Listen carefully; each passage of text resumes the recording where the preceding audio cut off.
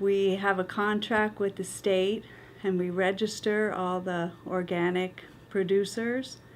And so and then we have inspectors that review those applications, and we verify what they're growing.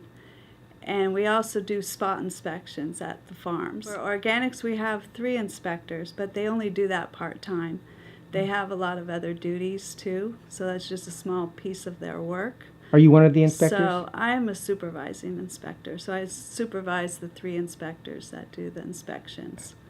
But there's probably an inventory of over 350 organic producers in San Diego County, and we only check, last year we checked 30 to 40 farms, did on-site inspections. And what would you do when you went out there? So we go out there and we look at their paperwork. There's a lot of paperwork requirements. They have to keep track of their inputs, what they're putting on their productive land to produce at agriculture. They have to keep track and keep records of what they do to fertilize, what they do for pest control, how much they harvest, how much they sell, who they sell it to. So we're checking all those records when we go out there. We also take a look at the property.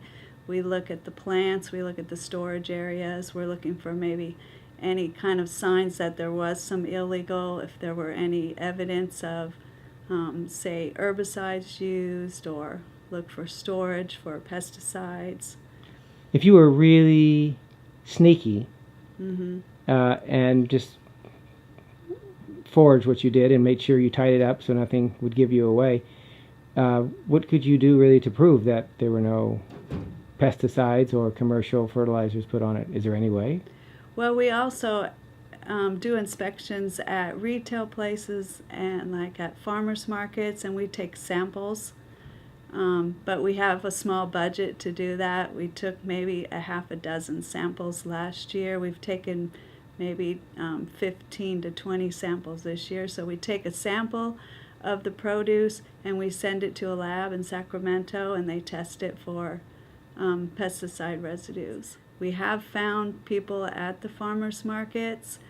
We've sent undercover inspectors through and say, oh, I'm looking for something organic. What's organic? And we found people lying. So we want to emphasize that the customers should look for that organic and then ask them for their organic certification or their What does it look like? registration. What does the certification registration look like? It's usually an 8 by 11 piece of paper, and it will have the certifier's name on it, and it will also have a registration that says the State of California Organic Registration. Any opinions on, say, the taste difference between organic and not organic?